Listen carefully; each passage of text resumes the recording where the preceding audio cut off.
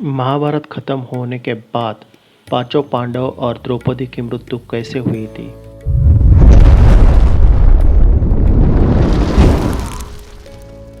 Hello hi दोस्तों, नमस्ते, सत श्री अकाल, आदाब। कैसे हैं आप? स्वागत है आपका हमारे अपने चैनल द एशियंट वर्ल्ड में। आज हम जानेंगे द्रौपदी और पांचों पांडवों की मृत्यु कैसे हुई थी। दोस्तों, आगे बढ़ने से पहले वीडियो को लाइक करना और अगर आप चैनल पे नए हो तो चैनल को सब्सक्राइब करना मत भूलिएगा।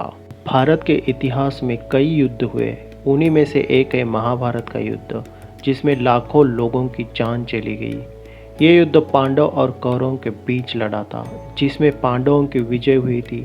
ये कहानी तो लगभग हर किसी को पता है। पांडवों ने कौरवों को हराकर विजय प्राप्त की थी, हस्तिनापुर का शासन अपने हाथों में ले लिया था। पर आज हम इसके आगे की कहानी बताने वाले हैं, जिसमें पांडव और द्रौपदी की मृत्यु की कहानी आपको जानने को मिलेगी। महाभारत के युद्ध के बाद युधिष्ठिर राजा बने और अपने राज्य का प्रतिनिधित्व करने लगे।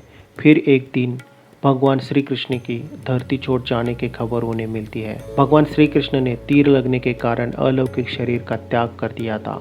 इसकी सूचना पांडवों को मिली। ये सूचना मिलने से पांडव अति दुखी हो गए और पांडवों ने भी सशरीर स्वर्ग जाने की यात्रा बनाई और पांडव और द्रौपदी अभिमन्यु के पुत्र परीक्षित को राज्य देकर मेरु पर्वत की ओर निकल गए।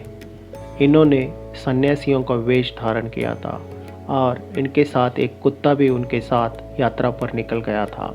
यात्रा काफ़ी लंबी होने के कारण सभी लोग थके थे, पर वो रुके नहीं थे, आगे बढ़ते रहे। फिर एकाएक द्रौपदी रास्ते में गिर गई और उसने अपने प्राण त्याग दिए। ये देखकर सब दुखी हो गए। ये देखकर भीम ने युधिष्ठिर से सवाल पूछा, द्रौपदी ने अपनी यात्रा क्यों नहीं पूर्ण की? ऐसा क्या हुआ कि द्रौपदी को बीच में ही प्राण त्यागने पड़े? फिर युधिष्ठिर ने इस प्रश्न का उत्तर देते हुए कहा, द्रौपदी हम सभी की पत्नी थी, पर वो केवल अर्जुन से प्रेम करती थी।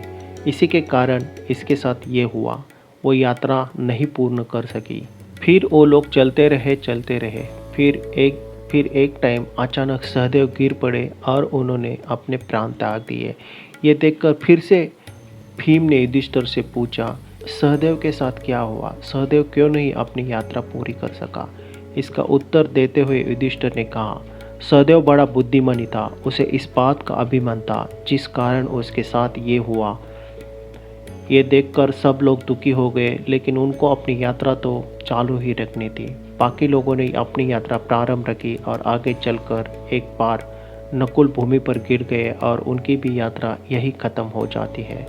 फिर भीम के मन में प्रश्न आया कि नकुल के साथ ऐसा क्या हुआ, जिसका युधिष्ठिर ने जवाब दिया कि नकुल अतिशय सुंदर था। इसी बात का उसे घमंड था और इसी के कारण उसके साथ ये हुआ और वो यात्रा पूर्ण नहीं कर सका।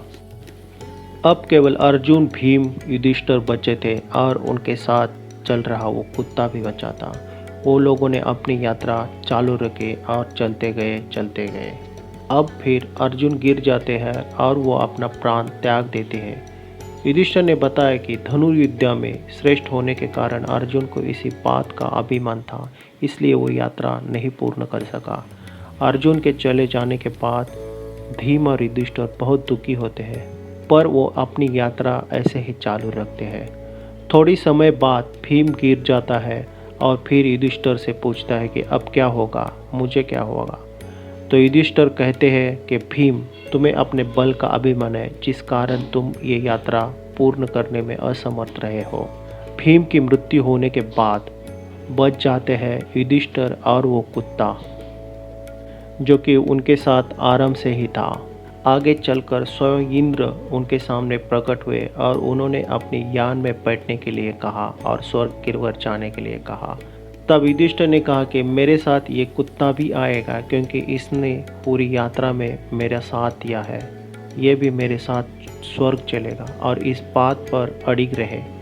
फिर उन्हें पता चला कि वह कुत्ता दूसरा कोई और नहीं, स्वयं धर्मराज है। ये देखकर युधिष्ठिर चौंक गए और फिर उन्होंने धर्मराज को प्रणाम किया और इंद्र के विमान में बैठकर वह स्वर्गलोक की ओर चले गए। जब युधिष्ठिर इंद्र को बाकी पांडव और द्रौपदी के बारे में पूछते हैं तो जवाब मिलता है कि वे नियत स्थान पर पहुंच चुके हैं। तो दोस्तों, ये थी कहानी पांचों पांडव और द्रौपदी की मृत्यु के बारे में। हम जल्दी हाजिर होंगे एक नई कहानी के साथ।